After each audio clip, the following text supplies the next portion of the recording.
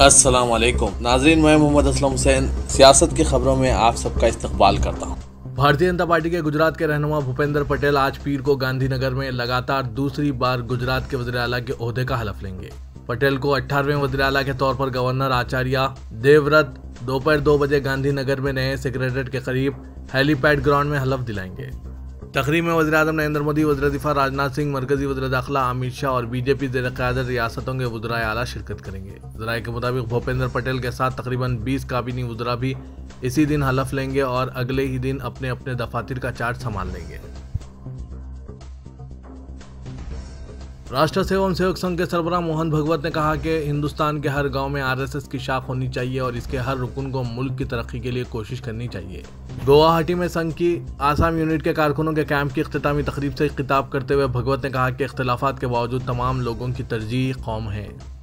RSS के एक बयान के मुताबिक उन्होंने कहा कि हिंदुस्तान के हर गाँव में एक शाखा होनी चाहिए क्योंकि मजमूई तौर पर समाज ने शाखा को इसके लिए काम करने का मौका दिया है, इसलिए रजाकारों को आगे बढ़कर मुआशरे की क़यादत करनी चाहिए। सिर्फ आरएसएस के कारकुनों को प्रोग्राम में हिस्सा लेने की इजाज़त दी गई थी जहां भगवत खिताब कर रहे थे। उन्होंने कहा कि सेवकों को हिंदुस्तान के फ़ख्र और विरासत के लिए पूरी लगन के साथ मुल्क की तरक्की के लिए काम करना चाहिए। हिंदुस्तानी बहरिया ने अपनी स्पेशल फोर्सेस के दरवाजे ख़वातीन के लिए खोलने का फैसला किया है। ये एक ऐसी पेशरफ्त है जो इन्हें 3 दिफाई खिदमात में से किसी में पहली बार कमांडोज के तौर पर काम करने की इजाज़त देगी। इस मामले से वाकिफ सीनियर ओहदेदारों ने इस ज़िमन में तफसीलात फराहम की है। इनका कहना है कि फ़ौज, बहरिया और फ़िज़ाइया के खुसूसी दस्ते मजबूत तरीन फ़ौजियों पर मुश्तमिल होते हैं जो सख्त तरबियत से गुजरते हैं। वो ख़तरनाक तरीन जगहों पर भी जवाब देने की सलाहियत रखते हैं और अब तक मर्द महफूज रहे हैं। इन ओहदेदारों में से एक ने नाम जाहिर न करने की शर्त पर कहा कि बहरिया में ख़वातीन अब मेरीन कमांडोज यानी मॉर्कोस बन सकती हैं। उन्होंने कहा कि ये वाकई हिंदुस्तान की फ़ौजी तारीख में एक संग मेल है, लेकिन किसी को भी बराह रास्त स्पेशल फोर्सेस की यूनिटों में तफवीज़ नहीं किया जाता है। लोगों को इसके लिए रज़ाकाराना तौर पर काम करना होगा। एक दूसरे एहलकार ने बताया कि मॉर्कोस बनने के लिए रज़ाकाराना तौर पर काम करने का ऑप्शन ख़वातीन अफसरान के लिए खुला होगा जो अगले साल अग्निवीर के तौर पर सर्विस में शामिल होंगे। वज़ीर-ए-आज़म नरेंद्र मोदी ने कहा है कि हिंदुस्तान को शॉर्टकट सियासत की नहीं बल्कि मुतवातिर तरक्की की ज़रूरत है। उन्होंने इल्ज़ाम लगाया कि बाज़ जमातें मुल्क की मईशत को तबाह करने की कोशिशें कर रही है। 75,000 करोड़ रुपये मालियती मुख्तलिफ प्रोजेक्ट के इफ्तिताह और आगाज़ के बाद एक इज्तिमा से खिताब करते हुए मोदी ने कहा कि तरक्की के ताल्लुक से तंग नज़र अप्रोच से सिर्फ महदूद मौक़े फराहम होंगे। उन्होंने ये भी कहा कि गुज़श्ता 8 सालों में मुल्क में इंफ्रास्ट्रक्चर तरक्की में इंसानी पहलू को पेश नज़र रखा गया है। वज़ीर-ए-आज़म ने नागपुर मुंबई समृद्धि एक्सप्रेस वे के पहले मरहले का इफ्तिताह किया जिसके जरिए नागपुर और अहमदनगर जिले के शर्दी को जोड़ा जाएगा। उन्होंने Nagpur Bilaspur one day Bharat express train को झंडी दिखाई और नागपुर मेट्रो रेल प्रोजेक्ट के पहले मरहला और all India institute of medical sciences Nagpur का इफ्तिताह किया। गैर सियासी खानदान से ताल्लुक़ रखने वाले 58 साल सुखविंदर सिंह सिक्कू ने इतवार के दिन हिमाचल प्रदेश के 15वें चीफ मिनिस्टर की हैसियत से हलफ लिया। वो वसी तंजीमी तजुर्बा रखते हैं और 4 मरतबा कांग्रेस के रुकन असम्बली मुंतखब हो चुके हैं। अपनी पार्टी के कदावर कायद वीरभद्र सिंह से इनकी कभी भी नहीं जमी। 4 मरतबा रुकन असम्बली रहे मुकेश अग्निहोत्री ने डिप्टी चीफ मिनिस्टर की हैसियत से हलफ लिया। तकरीब हलफ बर्दारी तकरीबन 10 मिनट की थी। दोनों ने हिंदी में हलफ लिया। शिमला के तारीख रेंज में 20 मिनट की ताखीर से हलफ बर्दारी का आगाज़ हुआ। 1:30 बजे का वक्त तय था, लेकिन इसमें ताखीर भी। पार्टी के कौमी सदर राजस्थान और छत्तीसगढ़ के चीफ मिनिस्टर्स के अलावा राहुल गांधी, प्रियंका गांधी वड्रा और साबिक मरकजी वज़ीर आनंद शर्मा और पवन बंसल ने शिरकत की। कांग्रेस इंचार्ज हिमाचल प्रदेश राजीव शुक्ला और हरियाणा के साबिक चीफ मिनिस्टर भूपेंद्र सिंह हुड्डा भी मौजूद थे। मरकजी हुकूमत ने मौलाना आज़ाद फेलोशिप को ख़त्म करने का फैसला किया है जो यूनिवर्सिटी ग्रांट्स कमीशन के तहत मुंतखब अक़लियती बरादरियों के महक़क़ीन को फराहम की जाती थी। 2014 से अब तक इस स्कीम के तहत लगभग 6,722 उम्मीदवारों को मुंतखब किया गया और इस स्कीम के तहत ज़्यादा 700 करोड़ रुपये तकसीम किए गए थे। मरकजी हुकूमत ने अपने एक बयान में कहा है कि मौलाना आज़ाद नेशनल फेलोशिप स्कीम हुकूमत की जानिब से आला तालीम के लिए नाफिज की जाने वाली दीगर फेलोशिप स्कीम्स को ढांक रही थी और दीगर स्कीमात के तहत पहले ही अक़लियती तलबा का अहाता किया जा रहा है। इसीलिए हुकूमत ने 2022-23 से इस स्कीम को ख़त्म करने का फैसला किया है। बिहार के वज़ीर-ए-आला और जनता दल यूनाइटेड के लीडर नीतीश कुमार ने श्री कृष्ण मेमोरियल हॉल में पार्टी के खुले इजलास से खिताब करते हुए 2024 में अपोजिशन की भारी अक्सरियत से कामयाबी के लिए इसके इत्तेहाद की जरूरत पर जोर दिया। उन्होंने कहा कि 2024 में जो इत्तेहाद बने वो थर्ड फ्रंट ना हो बल्कि असल फ्रंट हो। इसके साथ ही उन्होंने मीडिया पर मोदी हुकूमत के कंट्रोल पर भी तनकीद की है। उन्होंने अपनी तकरीर शुरू की तो सबसे पहले प्रेस पर कब्जा करने वालों पर वार किया। उन्होंने वज़ीर-ए-आज़म नरेंद्र मोदी का नाम लिए बगैर कहा, मुल्क की तरक्की की तो बात करते रहते हैं लेकिन मुल्क की गरीब रियासतों के फ़रोग़ के लिए काम क्यों नहीं करते हैं। उन्होंने कहा कि जहां पैदा हुए गुजरात वो पहले ही से आगे है, वो अंग्रेज़ों के ज़माने से ही आगे हैं और आप बात कर रहे हैं। उन्होंने कहा कि पहले कई रियासतों को खुसूसी रियासत का दर्जा मिला, अगर इसी तरह से बिहार और दीगर कई रियासतें जो पसमानदा हैं अगर इन्हें खुसूसी रियासत का दर्जा मिल गया होता तो आज तस्वीर अलग होती। मैनपुरी लोकसभा सीट और रामपुर असेंबली हलकों पर हुई ज़मीनी इंतखाबात के नतायज को गैर मुतवक्किल करार देते हुए बहुजन समाज पार्टी की सरबराह मायावती ने कहा है कि यह हुक्मरान बीजेपी और अहम अपोजिशन जमात समाजवादी पार्टी की मिली भगत का नतीजा है। उन्होंने कहा कि ये नतायज मुस्लिम कम्युनिटी को गुमराह करने वाले हैं। उन्होंने मुस्लिम समाज को इस बारे में सोचने का मशवरा दिया है। ज़मीनी इंतखाबात के नतायज पर तबसरा करते हुए बीएसपी सुप्रीमो ने कहा कि इन नतायज के बाद मुसलमानों को इस बारे में बहुत कुछ गौर व फिक्र करने की ज़रूरत है ताकि आइंदा होने वाले इलेक्शन में धोखे से बचा जा सके। उत्तर प्रदेश में मैनपुरी लोकसभा और रामपुर और कथौली असेंबली सीटों पर हुए ज़मीनी इंतखाबात के नतायज के बाद बीएसपी सुप्रीमो मायावती ने ट्वीट करते हुए कहा कि मैनपुरी में समाजवादी पार्टी की उम्मीदवार डिम्पल यादव की रिकॉर्ड वोटों से जीत और रामपुर में कम वोटिंग के बावजूद 33,000 से ज़्यादा वोटों से मिली शिकस्त का हर जानिब चर्चा चल रहा है। उन्होंने दोनों सीटों के नतायज के बारे में कहा कि कहीं ये बीजेपी और समाजवादी पार्टी की अंदरूनी मिली भगत का नतीजा तो नहीं। कर्नाटक और महाराष्ट्र के दरमियान जारी सरहदी तनाज़े पर वज़ीर-ए-आला कर्नाटक बसवराज बोम्मई ने कहा कि कर्नाटक इस मामले पर कोई समझौता नहीं करेगा। अब मरकजी वज़ीर दाखिला सरहदी तनाज़े को हल करने के लिए आइंदा हफ्ते दोनों रियासतों के वज़ीर-ए-आला की मीटिंग बुला सकते हैं। जब महाराष्ट्र के एक वफ़द ने मरकजी वज़ीर दाखिला से मुलाकात की तो कर्नाटक में हलचल मच गई थी। इसके बाद कर्नाटक के सीएम बसवराज बोम्मई ने भी अमित शाह से फ़ोन पर बात की। चीफ मिनिस्टर ने कहा कि मरकजी वज़ीर दाखिला इस पर दोनों रियासतों का मौक़िफ़ और हक़ाइक़ जानना चाहते हैं। उन्होंने ये भी इशारा दिया कि रियासती हुकूमत जल्द ही इस मसले पर बातचीत के लिए एक ऑल पार्टी मीटिंग बुलाएगी। अमेरिकी गुलकार व मौसीक़ार डीजे खालिद और लेजेंडरी बॉक्सर माइक टायसन ने उम्र की सआदत हासिल की है।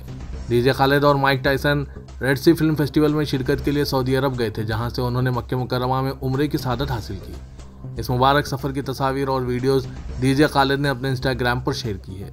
इनके हमरा माइक टायसन के वालिद भी थे। वीडियो में खालिद और टायसन खाने काबा के सामने तवाफ और उम्रा करते नजर आ रहे हैं। ख्याल रहे कि साबिक heavy weight champion Mike Tyson ने 1992 में जेल में वक्त गुजारते हुए इस्लाम कबूल कर लिया था। डीजे खालिद ने वीडियो शेयर करते हुए कहा कि वो जैसे ही मक्का पहुंचे तो इसी लम्हे इनकी आंखों में आंसू आ गए। वो अपनी पूरी ज़िंदगी ये चाहते थे कि मक्का जाकर अल्लाह की इबादत करें, अल्लाह का शुक्र अदा करें। दिल्ली शराब स्कैम की तहकीकात के सिलसिले में सीबीआई ने भारत राष्ट्र समिति के रुकने कौंसल के कविता से हैदराबाद में इनकी रिहायशगाह पर 7.5 घंटों तक पूछगछ की। 11 अहदेदारों बशमुल एक खातून पर मुश्तमिल सीबीआई की 2 टीमों ने कविता से पूछताछ की और बयान कलमबंद किया। सीआरपीसी दफ़ा 160 के तहत इन्हें नोटिस जारी की गई थी और कविता ने सीबीआई को पूछताछ के लिए इनकी रिहायशगाह पर 11 दिसंबर को पहुंचने की बात कही थी। सीबीआई की टीम की आमद के पेश नज़र सिटी पुलिस ने इनकी रिहायशगाह बंजारा हिल्स के अतराफ इलाकों में सिक्योरिटी में इजाफा कर दिया था और बीआरएस कारकुनों और मीडिया को रोकने बैरिकेड्स लगा दिए गए थे। वज़ीर के दिल्ली शराब स्कैम के गिरफ्तार मुलजिम अमित अरोड़ा ने तहकीकात के दौरान मुबैना तौर पर एमएलसी कविता से मुतालिक तफसीलात बताए थे, जिसका सीबीआई ने नोट लेकर कविता को गवाह की हैसियत से नोटिस जारी की थी। ज़राए ने बताया कि अहदेदार अपने हमरा एक सवालनामा लाए थे, जिसकी बुनियाद पर इनसे सवालात किए गए और बादअज़ा इनका बयान भी कलमबंद किया गया। बादअज़ा सीबीआई की टीम ने कविता को एक और नोटिस सीआरपीसी की दफ़ा 51 के तहत जारी करके इनके पास मौजूद दस्तावेजात और इलेक्ट्रॉनिक अशिया को हवाले करने का मशवरा दिया। नोटिस में कहा गया है कि मुकर्ररा वक्त में सीबीआई को दरकार दस्तावेजात व अशिया फराहम किए जाएं। तेलंगाना काबीना के इजलास के बाद बरसर इख्तिदार बीआरएस में वसत मुद्दती इंतखाबात की ख्यासारियाँ तेज़ हो चुकी है। बाउस उज़राए के मुताबिक चीफ मिनिस्टर के चंद्रशेखर राव ने काबीनी इजलास में जिन ख्यालात का इजहार किया, इसकी बुनियाद पर पार्टी कायदीन ये पेशकशी कर रहे हैं कि असेंबली के इंतखाबात मुकर्ररा वक्त से कबल हो सकते हैं। रियासत में शहरी और दही इलाकों में सड़कों की तामीर का काम जल्द मुकम्मल करने की हिदायत देते हुए वज़ीर-ए-आला केसीआर ने कहा कि मार्च से कबल सड़कों की तामीर और मरम्मत का काम मुकम्मल कर लिया जाए। हुकूमत मार्च तक सड़कों के लिए फंड्स जारी करेगी और अहदेदारों को फंड्स का मौसर इस्तेमाल करना चाहिए। मार्च के बाद बारिश का मौसम शुरू हो जाएगा और इसके बाद इलेक्शन आएंगे। चीफ मिनिस्टर के इन रिमार्क्स पर पार्टी हलकों में काफी बहस की जा रही है। तेलंगाना के वज़ीर आला के चंद्रशेखर राव 14 दिसंबर को नई दिल्ली में भारतीय राष्ट्र समिति यानी BRS के ऑफिस का इफ्तिताह करेंगे। वजारत इमारत विश्वरा वी प्रशांत रेड्डी, रुकन राज्यसभा जय संतोष कुमार और दीगर कायदीन ने नई दिल्ली में पार्टी ऑफिस के लिए मुख्तस अराजी का मुआयना किया। चीफ मिनिस्टर सरदार पटेल मार्ग पर वाक़ BRS के मरकजी ऑफिस का इफ्तिताह करने के बाद मजहबी रसूमात और यगम में शिरकत करेंगे। इफ्तिताही तकरीब और यगम के इनेकाद के लिए वसी तर इंतजाम किए जा रहे हैं। भारत राष्ट्र समिति तेलंगाना की सदारत चीफ मिनिस्टर चंद्रशेखर राव के फर्जंद व रियासती वजीर इंफॉर्मेशन टेक्नोलॉजी KT रामाराव के हवाले की जाएगी और तेलंगाना में कोई दूसरा ताकत का मरकज ना रहे, इसके लिए वजीर फाइनेंस हरीश राव को भारत राष्ट्र समिति की मरकजी कमेटी में शामिल किया जाएगा। पार्टी ज़राए के मुताबिक चीफ मिनिस्टर ने तेलंगाना राष्ट्र समिति के भारत राष्ट्र समिति में तब्दील होने के बाद इस पर पार्टी कायदीन से मुशावरत का आगाज़ कर दिया है और मरकजी कमेटी में हरीश राव के अलावा रुकन राज्यसभा जय संतोष कुमार और दुख्तर कविता को शामिल करने पर गौर कर रहे हैं। TRS कारगुजार सदर की हैसियत से KTR की खिदमत को जूं का तूं बरकरार रखते हुए इन्हें तेलंगाना उमूर की जिम्मेदारी तफवीज़ की जा सकती है और इन्हें कौमी उमूर से दूर रखते हुए तेलंगाना तक महदूद करने के इक़दाम किए जाने का इम्कान है।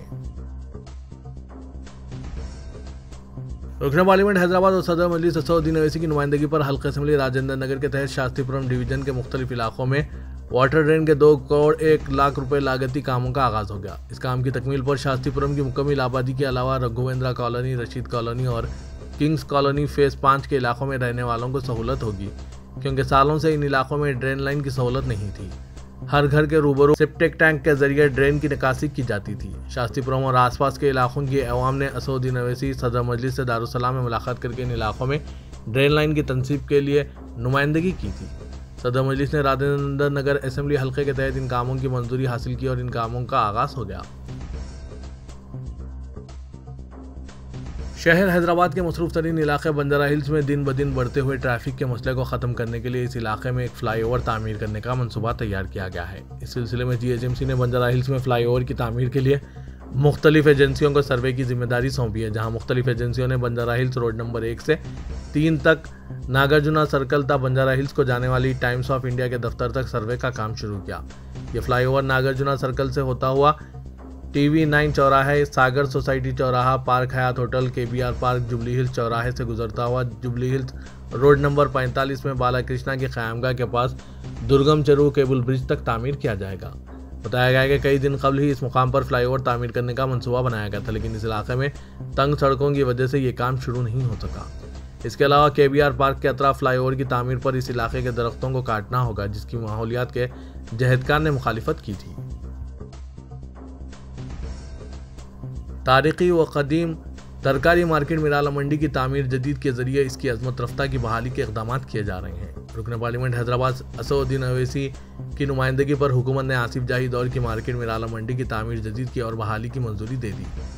16 करोड़ 14 लाख रुपए लागत से मिराला मंडी को इंतहाई जदीद तरक्की याफ्ता मार्केट में तब्दील किया जाएगा। आसिफ जाही दौर में इस तरह मिराला मंडी में तरकारी फरोशों के लिए शेड्स बनाए गए थे जो अब खस्ता हो चुके हैं और मार्केट में चारों तरफ गंदगी नजर आती है, जहां ड्रेन की निकासी का कोई सही नज़्म नहीं है और तरकारी खरीदने के लिए आने वालों के लिए बारिश के दिनों में सख्त मुश्किलात पेश आती है, क्योंकि मंडी में जगह जगह पानी और कचरे की वजह से चलने के लिए रास्ता दस्तयाब नहीं होता।